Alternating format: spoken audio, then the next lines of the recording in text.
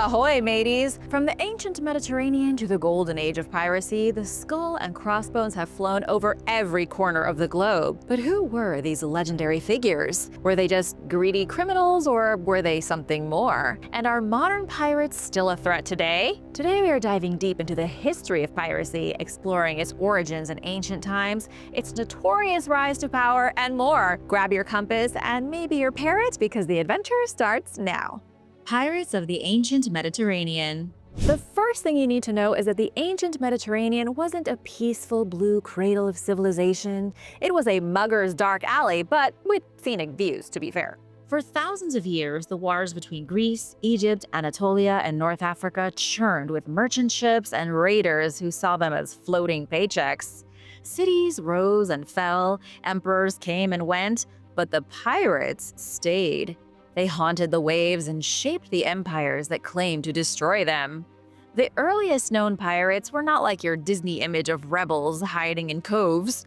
They were soldiers, fishermen, diplomats, and sometimes even kings. So forget romantic myths of eye patches and buried treasure. This is the real story of a sea ruled by whoever had the fastest boat, the sharpest blade, and the least moral hesitation about selling human beings for silver. Our journey begins where the records do, with a pharaoh, a complaint, and the oldest written "not my problem" in history. The first pirates on record. In the 1300s BC, Egypt had a problem. A bunch of fast, rude raiders were plundering its coastal cities. They took a page out of the Viking playbook way before the Vikings ever existed. These raiders were torching ports and temples, stealing gold and snatching people, and then vanishing back into the surf. It was every man for himself. Pharaoh Akhenaten, more famous for his sun god obsession and long-headed family portraits, sent a furious letter to the king of Cilicia in modern-day Cyprus. Pharaoh Akhenaten accused the king of harboring sea raiders from Lukka in his ports. Lukka was a region on the southern coast of Anatolia, where these mysterious sea raiders appeared to be coming from. Akhenaten demanded that the king get his seafaring mercenaries out of Egypt.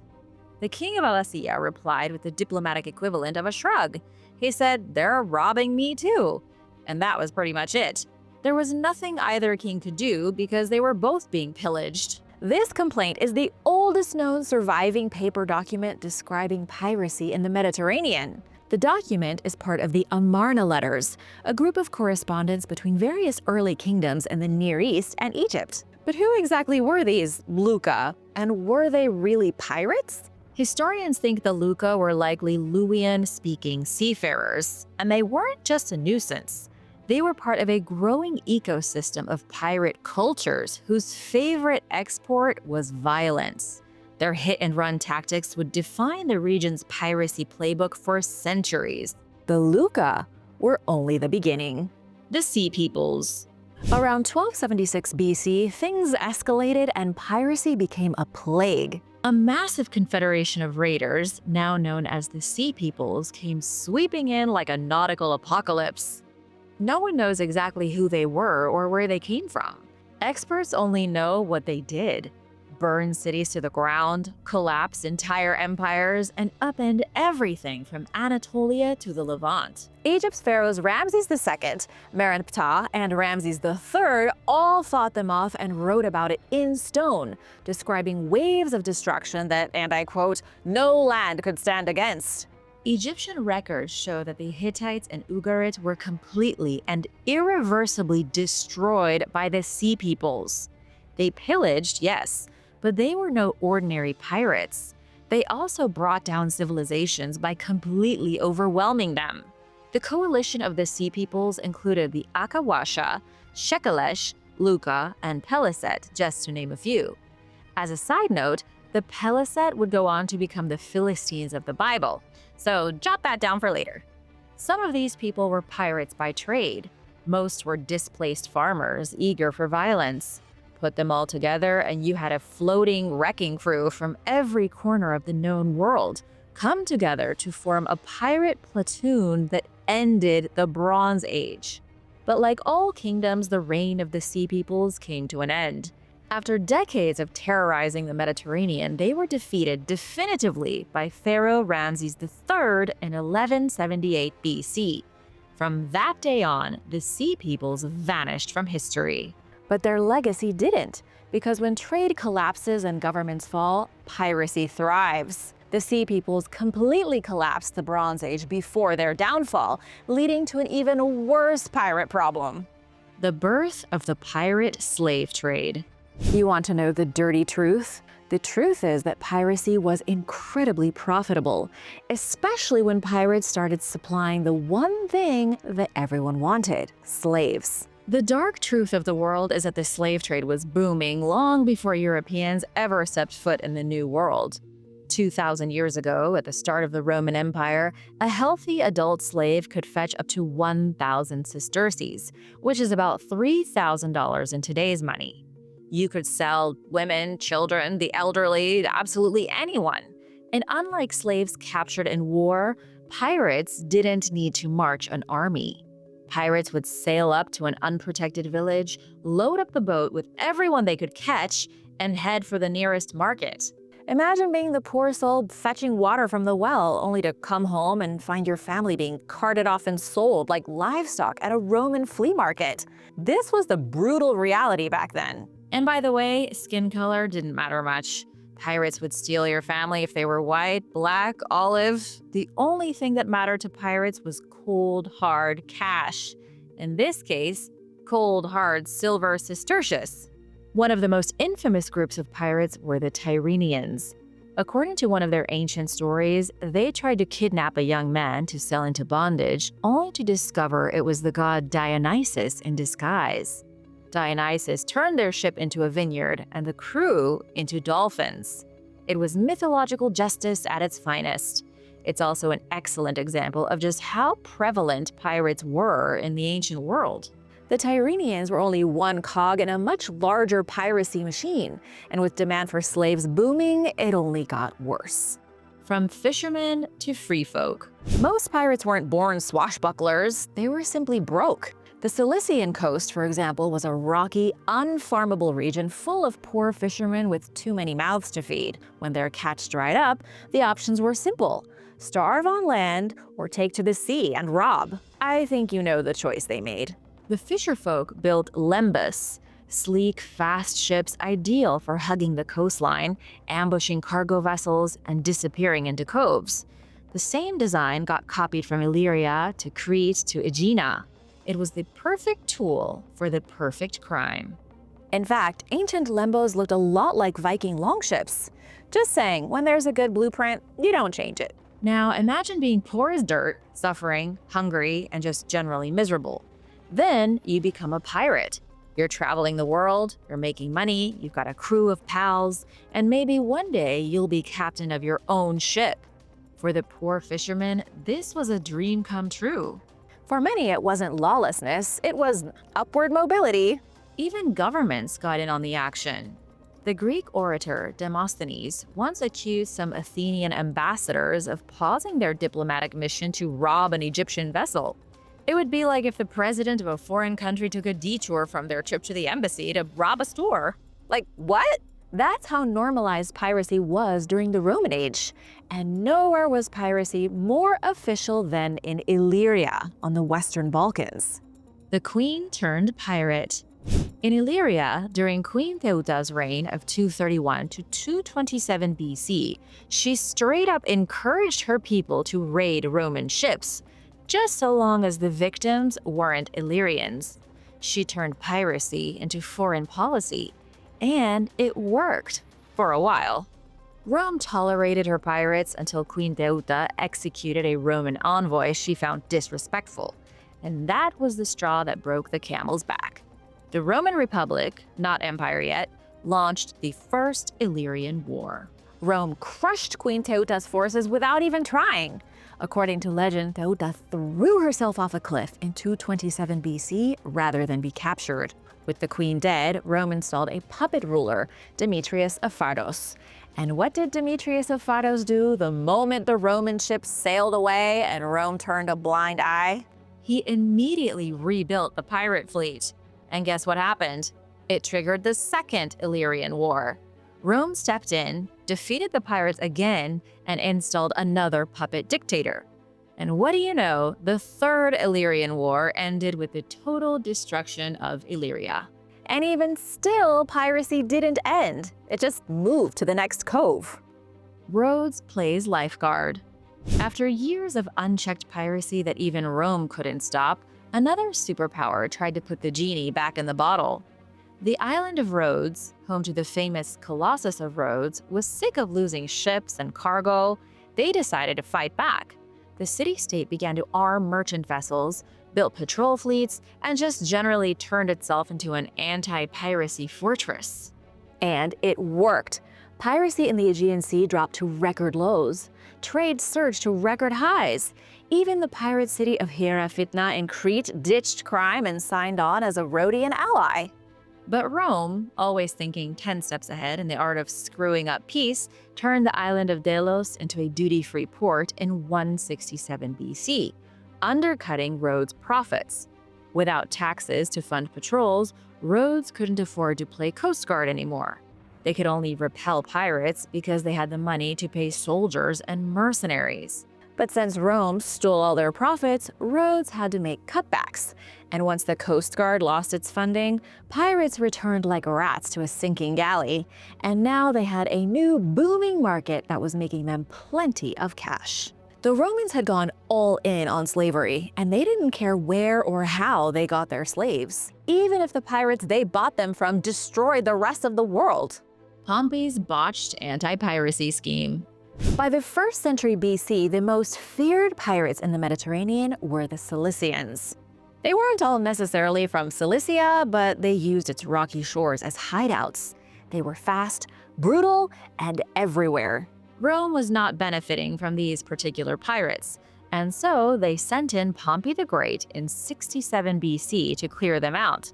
He divided the Mediterranean into 13 districts, cleared them one by one, and then trapped the last major pirate fleet at Coracesium. He could have crucified everyone, as was the punishment for piracy at the time. But instead, Pompey thought he'd be clever. He relocated many of the pirates inland, gave them farmland, and turned them into Romans. It was hailed as the end of piracy. But it wasn't. Pompey defeated the pirate scourge, repurposed them as farm workers, and then his own son betrayed him in the most wacky way imaginable.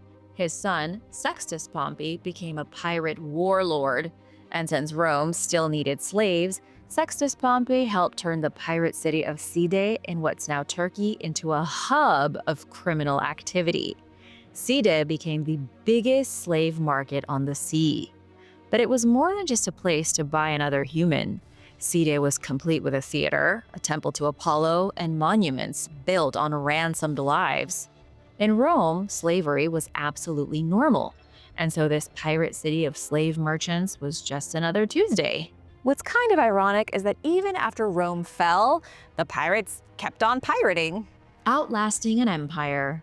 When Rome fell in 476 AD, piracy barely flinched. The Byzantines bought slaves. Arab raiders built fleets to transport slaves.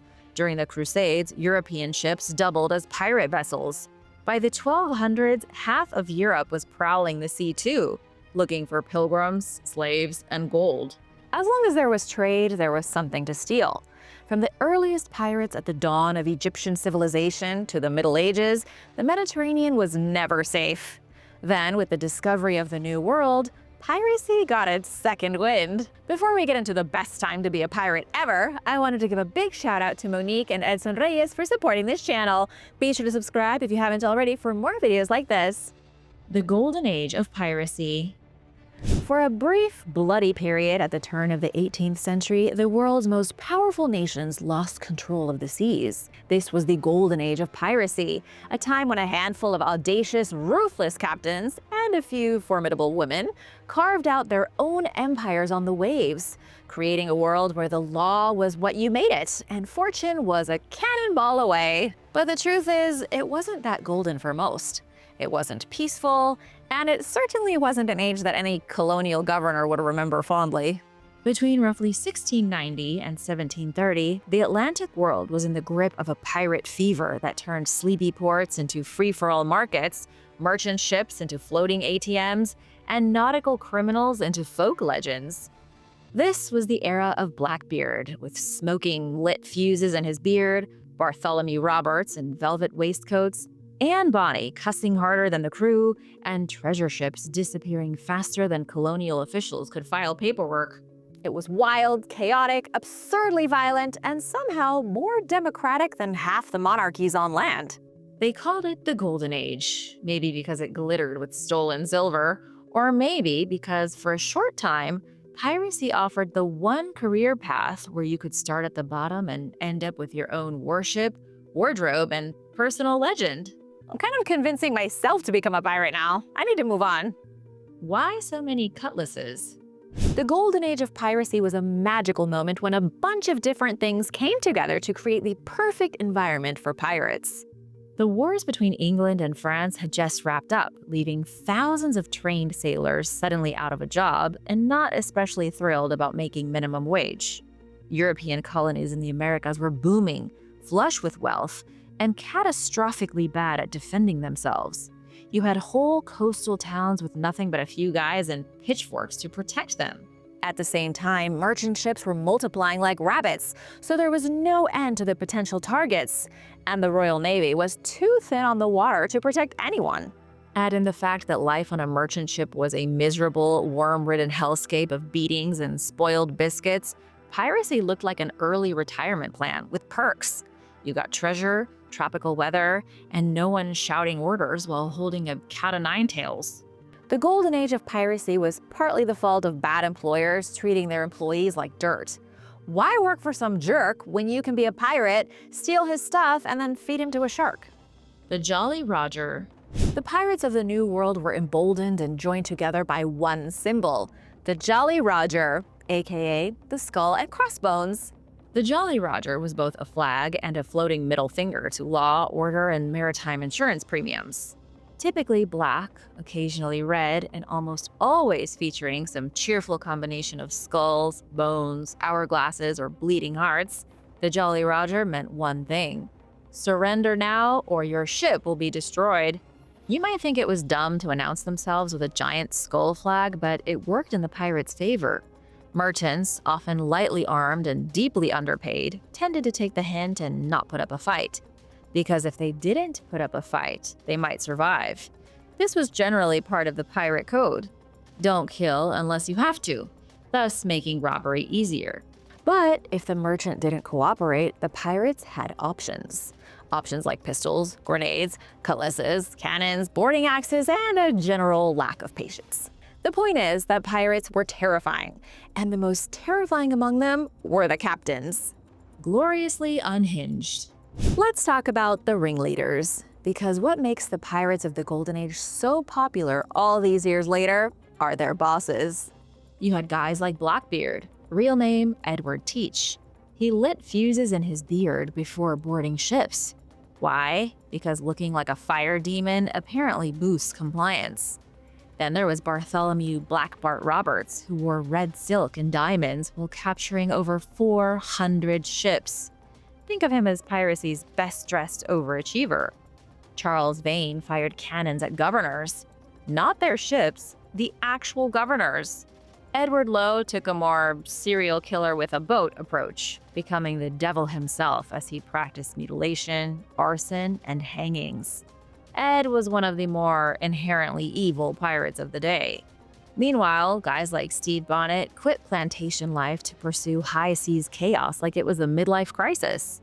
Stede Bonnet, aka the gentleman pirate, had zero sailing experience, was an actual gentleman, and still managed to make piracy work. And of course, there were Anne Bonny and Mary Read, who proved that women could be just as dangerous, foul-mouthed, and sword-happy as any man afloat. The most famous and arguably most successful female pirate in history was Qing Shi. She commanded a pirate confederation that was so powerful, it defeated the navies of multiple empires. Qingxi was a former prostitute who married a powerful pirate captain Cheng I. When he died in 1807, she skillfully took control of his entire operation. Through a combination of charisma, intelligence, and ruthlessness, she became the leader of the Red Flag Fleet. Under her command, the fleet became an unstoppable force. At its peak, she controlled an armada of over 1,800 ships and commanded more than 80,000 pirates. To put that into perspective, that is more than double the number of people in the entire British Royal Navy at the time. She established a strict code of conduct that brought order and discipline to her fleet, which was key to her success. Her pirates terrorized the South China Sea, raiding coastal villages and extorting tribute from merchants. The Chinese government, along with the British and Portuguese navies, launched repeated campaigns to defeat her, but they all failed. Qingxi's strategic genius and the sheer size of her fleet made her virtually invincible. Unlike most pirates who met a grim end, Qingxi negotiated a peaceful surrender in 1810. The Chinese government, unable to defeat her, offered a pardon for her and her entire fleet. She retired wealthy and powerful, living out the rest of her life in relative peace. It's the unparalleled lineup of big pirate stars that makes the Golden Age stand out. I'm sure there were a lot of pirate stars in the Roman days too, but they just aren't well known outside of two of them, Agron of Illyria and Demetrius of Pharos. There is no one in the records that stands out like Blackbeard or Captain Kidd, but there is one little piece of history that the movies get wrong every single time. Fast, armed, and low maintenance. Forget the Disney movie galleons with 80 cannons and balconies. Real pirates did not sail monster-sized ships. Yes, some went big, but most preferred sloops. They were small, agile, and able to zip through shallow waters while dodging gunships like oversized ducks. Only a few noteworthy pirates sailed on floating fortresses, like Blackbeard on the Queen Anne's Revenge, which had 40 cannons and a crew of 300. It was a floating castle. Captain Kidd's adventure galley was part galleon, part galley, part floating muscle car with oars, while Edward England's Fancy had 34 cannons and Robert's Royal Fortune had 42 guns and a kill count that read like a naval obituary column. These were serious war machines, and they were almost always stolen and then modified for speed, intimidation, and a whole lot of cannon smoke. What pirates really wanted. Pirates didn't want treasure, rum, silks, or gold. They wanted to be seen, heard, have power, and be hugged by their bombs. Just kidding. All pirates wanted was booty. In the movies, all they want is gold, silver, gems, and coins. But in reality, pirates lusted after things that were actually available and worth lots of money. Things like spices, rum, tobacco, silk, rope, or anchors.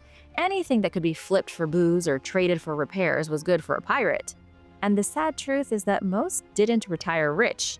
They spent their bounty fast, drank it faster, and rarely had a long-term financial plan.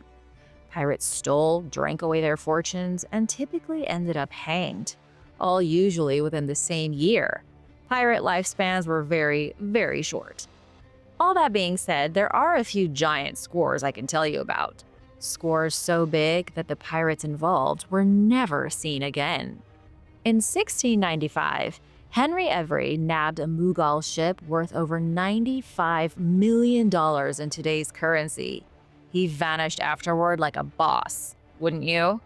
In 1721, John Taylor and Olivier Labouche hit a Portuguese ship for over $250 million worth of treasure. Forget retirement, that is nation-building money. John Taylor ended up settling in Cuba, operating a plantation and a small trading vessel as late as 1744.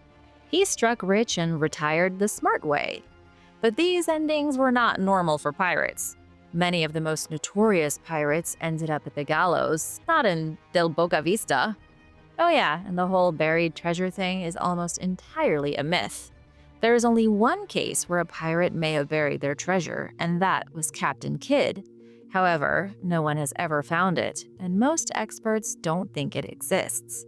In fact, you can trace the idea of buried pirate treasure back to Robert Louis Stevenson, the guy who wrote Treasure Island. No one has ever found a real chest of gold buried by a pirate. Sorry to dash everyone's dreams. Pirate havens. At the peak of pirate activity in the 17th century, every pirate seems to have had their own infamous haven, their own little sanctuary where they could drink rum, do villainous things, and avoid the maritime cops. Like in Madagascar, where over 1,500 pirates used it as a base camp in the Indian Ocean. Here, stolen goods could be offloaded to shady traders, bribes bought you peace, and you could drink away your conscience in 3 currencies. Some governors, like Charles Eden of North Carolina, even handed out pardons for a modest fee. The most famous of these pirate safe havens was probably Tortuga in Hispaniola. It was a favorite pirate lair of the French. But there was also New Providence in the Bahamas, which by 1700 hosted over 600 pirates and made Nassau the Vegas of piracy. But if Nassau was the Vegas of pirates, then Port Royal was Sodom. People literally called Port Royal in Jamaica the Sodom of the New World. It had 100 taverns, endless brothels, and there were 0 questions asked. It was the ultimate bad guy hangout where anything went, like the wild, wild west on a tropical island.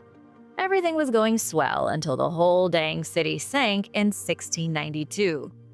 Yes, it sank into the ocean and was swallowed whole, just like Atlantis. Everyone thought it was divine punishment from God.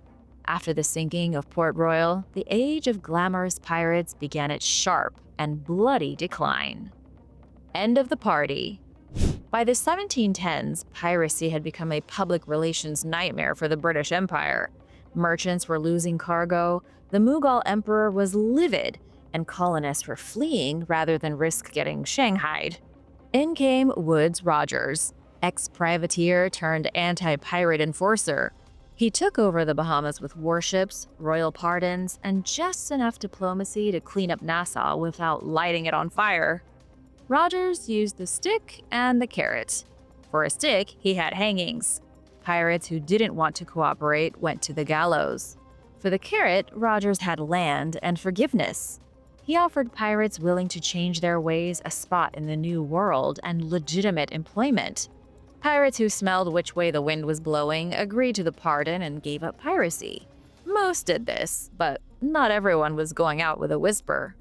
In 1722, 52 of Bartholomew Roberts' crew were hanged in one day at Cape Coast Castle. I guess they didn't want to be farmers. Meanwhile, Execution Dock in London and Dead Man's Cay near Port Royal became a permanent decor featuring pirates in iron cages, left to rot as seagull snacks and cautionary tales. The 1720s was really the end of what we think of today as the age of piracy. The message was clear that being a pirate was no longer a career path, but a fast track to public disembowelment. When the 1730s rolled around, piracy in the Atlantic had been smothered by bureaucracy, British gunpowder, and the inconvenient fact that being a pirate now had a 90% chance of ending in rope burn. But the myth never died. These were seamen, outlaws, and accidental entrepreneurs who defied empires and built floating democracies. They voted on leaders, shared profits, and between all the looting and the drinking, became something far stronger than criminals. They became legends. And sure, most died broke, hungover, or hanged, but for a brief, bloody, rum-soaked moment, they ruled the seas. Pirates these days are, well, let's take a closer look, shall we? GPS, AK-47s, and a boatload of problems. On February 9, 2025, Somali pirates attacked a Yemeni ship, proving that pirates are still very much a menace to society. That wasn't an isolated headline either, but rather part of a rising tide. After a decade-long lull, 340 acts of piracy and maritime banditry were recorded in 2024. For comparison, that's up from 295 acts of piracy in 2023, which seems to suggest that pirates are making a comeback, especially in Southeast Asia, where piracy is heating up like it's the 17th century all over again. But this new brand of pirate isn't your grandfather's swashbuckling fantasy. Modern piracy is less about treasure chests and parrots and more about rocket launchers, GPS tracking, AK-47s, satellite phones, encrypted ransom negotiations, and fuel smuggling. Pirates have upgraded for the modern world, but how worried should we be? And where should you avoid on your next sailing trip around the world? What counts as piracy today? Legally speaking, modern piracy is defined by the 1982 United Nations Convention on the Law of the Sea, which states that if you commit violence, theft, or kidnapping on the high seas for personal gain, congratulations, you're a pirate. On the other hand, attacks inside national waters are called brigandage. Same crime, different jurisdiction. Apparently, you can only be a pirate in international waters. From 1999 to 2004, and again from 2010 to 2012, piracy surged globally. Each year, the economic fallout costs billions. And while the numbers dipped thanks to military crackdowns and satellite surveillance, 2024 saw a rebound. There were fewer attacks, but more violence, more hostages, and more high-stakes ransoms. Today's pirates don't just rob ships, they kidnap crews, steal oil, and sometimes hijack entire tankers. And then they say things like, "I'm the captain now." These modern pirates are increasingly doing their kidnapping and robbing far from shore, in waters where national navies can't reach them fast enough. Who are the pirates now? The tactics, the definition, and the goal have all changed, and so have the identities of pirates. Long gone are the days of eye patches and wooden legs. Today's pirates fall into three broad categories. There are the desperate locals scraping by in collapsing economies. You've got the organized gangs and smuggling syndicates, some tied to mafias or terrorist networks. And last but not least, there are fishermen turned pirates, just like the old days, fighting off illegal overfishing or just trying to survive. These new world pirates attack bulk carriers, oil tankers, cargo ships, and even yachts. Let's not forget the utter tragedy of the 2011 SV Quest incident, in which a gang of Somali pirates killed 4 hostages on board a private yacht. High-tech hijacking. If 18th century pirates had compasses, today's have satellite phones, radar, GPS, motherships, and encrypted apps. In the Gulf of Guinea, gangs use handguns and automatic rifles, operating in packs with logistical support. In Asia, small boats called sampans and bladed weapons are more common. These pirates are fast, cheap, and deadly. In Somalia, entire networks exist with translators, negotiators, and logistics experts. You don't just hijack a tanker on a whim anymore. You need a business plan and a credit score of 680. Some pirates are trained navigators, skilled in maritime operations like oil bunkering, which is stealing and transferring fuel. Some sail over 1,000 miles offshore to avoid naval patrols. These are not amateurs, my friends. They are freelancers with weapons and charts, and they are not afraid to kill. Where pirates hunt now. In ancient times, pirates skulked the Mediterranean. In the Golden Age of Piracy, pirates hung around the Caribbean. Nowadays, they are spread across 3 main regions. The most dangerous region in the world has got to be the Gulf of Guinea. From 2020 to 2023, it accounted for 1/3 of all attacks and 95% of sailor kidnappings. Here, pirates specialize in kidnapping entire crews for ransom. The operations are militarized, organized, and often supported by corrupt insiders in local government or gangs. Southeast Asia, specifically in the Singapore Strait and the area around Indonesia, is a free-for-all right now. Pirates here have fast boats, legit hidden island bases in tropical destinations, and a total pirate lifestyle. In 2024, the Singapore Strait logged 43 attacks, the highest globally. Pirates blend in with local traffic and vanish into thousands of anchorages and waterways. It's the perfect place to be a sneaky hit-and-run pirate. Then there's Somalia and the Gulf of Aden, the one place just about everyone associates with pirates these days. But things have miraculously gotten better. After nearly 600 attacks in 2011, international coalitions clamped down on Somali pirates. For a while, things were quiet. But in 2024, international coalitions started slacking. And when they did, kidnappings increased. Now there are oodles of pirates in the region, including new attacks linked to the Red Sea conflict and Houthi militant activity. One particularly chilling case was with the Monjasa reformer, hijacked in international waters 138 miles off the Congo coast. The crew vanished for 5 days. No one was killed, but the message was clear. Somalia's pirates are back, and this time they are mad. They all saw Captain Phillips and are out for revenge. Fighting back. For more than 3,000 years, the motivations to become a pirate haven't changed. Profit, desperation, weak maritime law enforcement, and rich trade routes within rowing distance. From Somali fishermen fighting foreign overfishing to Nigerian gangs hijacking tankers in response to oil corruption, piracy is often a byproduct of land-based failures. Failed states, famine, poverty, and geopolitics. Still, what's being done to stop it? Luckily for all you sailors out there who don't want to be kidnapped, modern piracy has provoked a global naval arms race and some serious collaboration. Operation Atalanta was launched by the EU in 2008 with European warships sent to the Indian Ocean and Gulf of Aden. The Djibouti Code of Conduct was established in 2009 with over 20 countries committed to fighting piracy. Then there's the booming private security industry. If you want your ship to get from point A to point B unscathed, you can hire armed escorts, buy defense systems, build a pirate-proof bunker, and pay for onboard instructors to teach your crew how to survive. Some ships now look like floating fortresses with interns, outfitted with anti-pirate weapons that would have taken down Blackbeard on his first day. So, is this the end of piracy? Or will some new age of seafaring cutthroats emerge in the future? Let me know your thoughts about all this. And if you had to be a pirate in one of the 3 ages, ancient, middle, or modern, which would you choose? Fight the Romans or fight the British?